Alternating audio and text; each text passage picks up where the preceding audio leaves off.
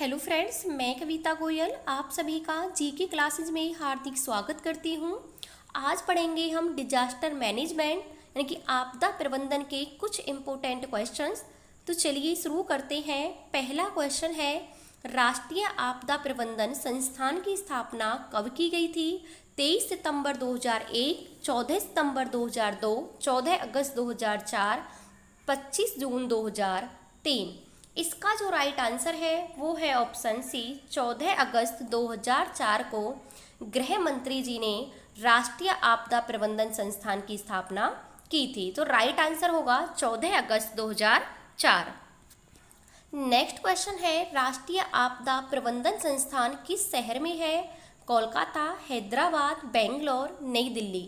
इसका जो right answer है ये है ऑप्शन डी, नई दिल्ली। राष्ट्रीय आपदा प्रबंधन संस्थान कहाँ है? नई दिल्ली में है। जब भी राष्ट्रीय में कोई भी आपदा आती है तो उसकी रोकथाम के लिए क्या उपाय करने चाहिए, ये सब की जिम्मेदारी किसकी होती है? राष्ट्रीय आपदा प्रबंधन संस्थान की होती है। नेक्स्ट क्वेश्चन है, निम्नलिखित में से कौन सा जंगल की आग के खतरों की सामान्य कारक है?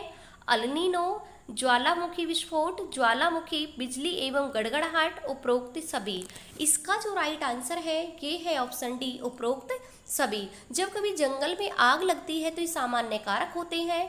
अल नीनो से भी लग जाती है, ज्वालामुखी में जब विस्फोट होता है तो उससे भी क्या है, जंगल में आग लग सकती है। बिजली के कड़कने से या बिजली गिरने से भी आग लग जाती है। नेक्स्ट क्वेश्चन है, भारत का कुल चक्रवात संभावित क्षेत्र कितना है? 10%, 8%, 20%, 5%। ये है 8%। भारत का कुल चक्रवात संभावित जो क्षेत्र है वो है 8%। को पता है कि भारत के दो तटीय हैं, एक है पश्चिमी तट और दूसरा है पूर्वी तट। पश्चिमी तट पर भारत के 5 राज्य आते हैं, जिनमें है कौन कौन से हैं? गुजरात है, गोवा है, महाराष्ट्र है, केरल है और कर्नाटक है। ये हमारे पश्चिमी तट से लगते हैं यानी कि अरब सागर से लगते हैं। 4 जो जिले राज्य हैं वो किससे लगते हैं? वो लगते हैं हमारे पूर्वी तट से यानी कि बंगाल की खाड़ी से। तमिलनाडु, आंध्र प्रदेश, उड़ीसा और पश्चिम बंगाल ये लगते हैं पूर्वी तट से, बंगाल की खाड़ी से। और सबसे ज़्यादा जो लंबी तटीय रेखा लगती है वो लगती है गुजरात की, 1215 किलोमीटर की। तो सबसे ज़्यादा जो भारत में कुल चक्रवात संभावित क्षेत्र है वो कितना है? वो है 8%। नेक्स्ट क्वेश्चन है, बाढ़ परिवर्तनशीलता को मापने के लिए किस विधि का उपयोग किया जाता है?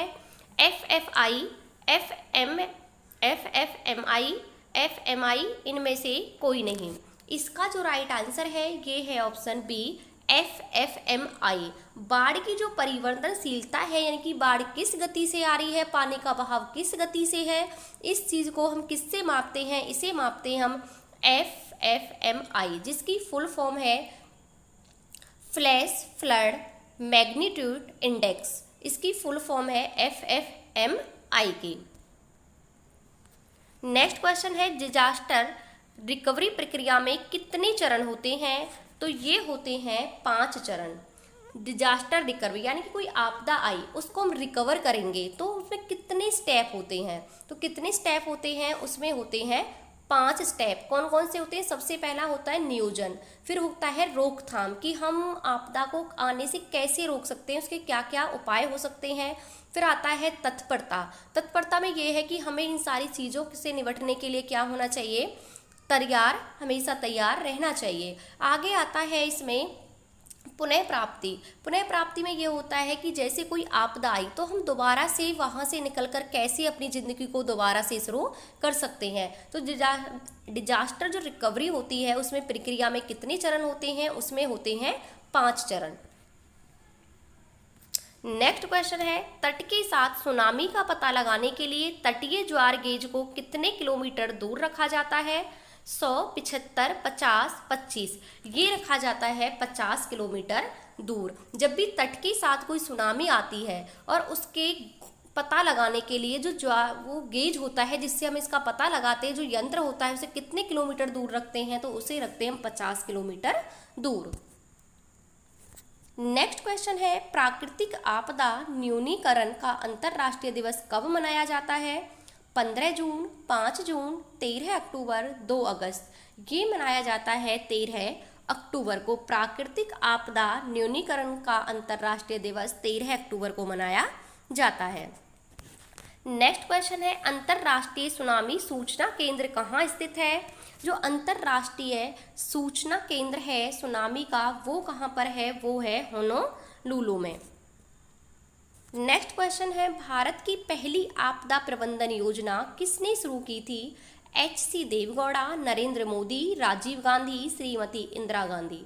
ये शुरू की थी 1 जून 2016 को नरेंद्र मोदी जी ने। ये भारत की पहली आपदा प्रबंधन योजना थी। नेक्स्ट क्वेश्चन है, निम्नलिखित में से कौन सी प्राकृतिक आपदा नहीं है? भूकंप, सुनामी, चक्रवात, आतंकवाद। इसका जो राइट आंसर है ये है ऑप्शन डी, आतंकवाद। ये प्राकृतिक आपदा नहीं है। आपदा के 2 प्रकार होते हैं, हमने कल वाली क्लास में डिस्कस किए थे। एक होती है प्राकृतिक आपदा नेचुरल, और एक होती है मानव जनित। तो प्राकृतिक क्या है? भूकंप है, वो प्राकृतिक है। सुनामी और चक्रवात। आतंकवाद है, ये मानव जनित है, क्योंकि आतंकवाद मानव के द्वारा उत्पन्न की गई एक आपदा है। नेक्स्ट क्वेश्चन है, भारतीय मौसम विभाग के अनुसार कितने तेज गति से हवा चलने पर किसी तूफान को सुपर साइक्लोन में वर्गीकृत किया जाता है? क्वेश्चन आपसे पूछ रहा है कि मौसम विभाग के अकॉर्डिंग कितनी तेज गति से हवा चलें कि हम उस तूफान को कह सकें कि तूफान कैसा है?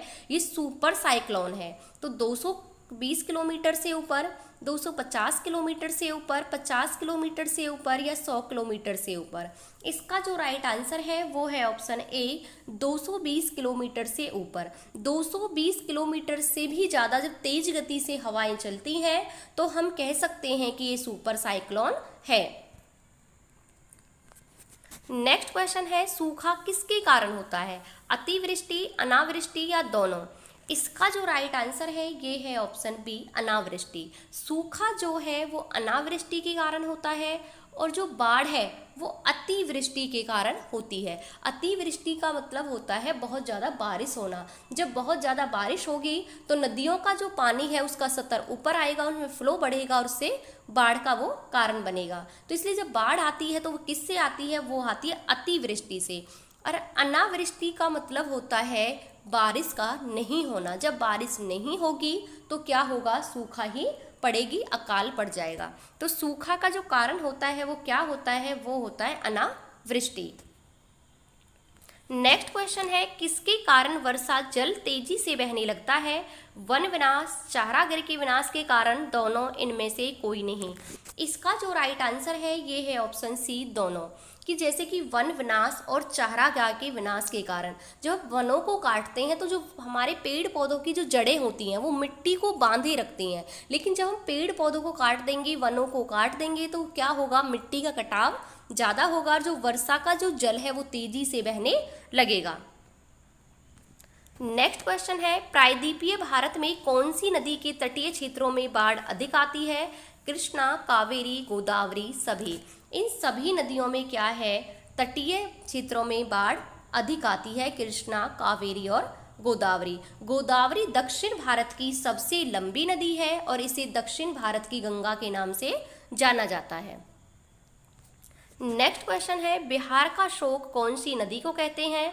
गंगा, ब्रह्मपुत्र, कावेरी, कोशी। ये कहते हैं कोशी नदी को। बिहार का शोक कोशी नदी को कहते हैं और सबसे ज़्यादा जो मार्ग बदलती है वो कोसी नदी ही बदलती है, और ये नेपाल से निकलती है, 7 धाराओं में निकलती है। और उन किसके नाम से निकलती है? ये अरुणा के नाम से निकलती है नेपाल में 7 धाराओं में। तो इसका जो राइट आंसर है वो है ऑप्शन डी, कोसी नदी को बिहार का शोक कहते हैं, क्योंकि कोसी नदी के जल का स्तर बढ़ने से ही क्या है? बाढ़ आती है बिहार में सबसे ज़्यादा। नेक्स्ट क्वेश्चन है, बंगाल का शोक कौन सी नदी को कहते हैं? ये कहते हैं दामोदर नदी को।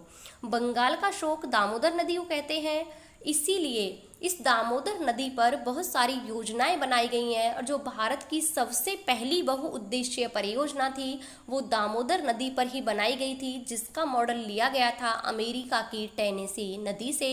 और इसी को हमारे जो फर्स्ट प्राइम मिनिस्टर थे पंडित जवाहरलाल नेहरू, उन्होंने इस परियोजना को आधुनिक भारत के मंदिर की संज्ञा दी थी। कई बार क्वेश्चन पूछा जाता है कि पंडित जवाहरलाल नेहरू ने आधुनिक भारत के मंदिर किसे कहा है, तो किसे कहा है, दामोदर घाटी परियोजना को उन्होंने सबसे पहले आधुनिक भारत के मंदिर कहा था। नेक्स्ट क्वेश्चन है, गरीबों का नाभिकीय बम किसे कहा जाता है? ये कहा जाता है जैव आयुधों को। जैव आयुधों को गरीबों का नाभिकीय बम कहा जाता है। नेक्स्ट क्वेश्चन है, भारत में भोपाल गैस त्रासदी कब हुई थी? 1989, 1990, 1988, 1992। ये हुई थी 1989 में। भारत में जो भोपाल गैस त्रासदी थी वो हुई थी 1989 में। इसमें मिथाइल आइसोनाइट गैस के रिसाव से काफ़ी संख्या में लोगों की मौत हुई थी। ये बहुत ही बड़ी क्या थी, त्रासदी थी। इसमें बहुत सारे लोगों की जान गई थी। आज का लास्ट क्वेश्चन, निम्न में से कौन सी आपदा गृह मंत्रालय के अधीन नहीं आती? नाभिकीय दुर्घटना, रासायनिक दुर्घटना, सूखा, जैविक आपदा। इसका जो राइट आंसर है वो है ऑप्शन सी, सूखा। सूखा जो है वो गृह मंत्रालय के अंडर नहीं आती। सूखा जो है वो आती है कृषि मंत्रालय के अंतर्गत। बाकी तीनों हैं, नाभिकीय दुर्घटना, रासायनिक दुर्घटना, जैविक आपदा, ये सभी किसके अधीन आती हैं? ये आती हैं गृह मंत्रालय के अधीन। तो ये थे आज के कुछ इंपॉर्टेंट क्वेश्चंस। आपको क्लास कैसी लगी कमेंट बॉक्स में कमेंट करके ज़रूर बताना। पढ़ते रहना। Thank you.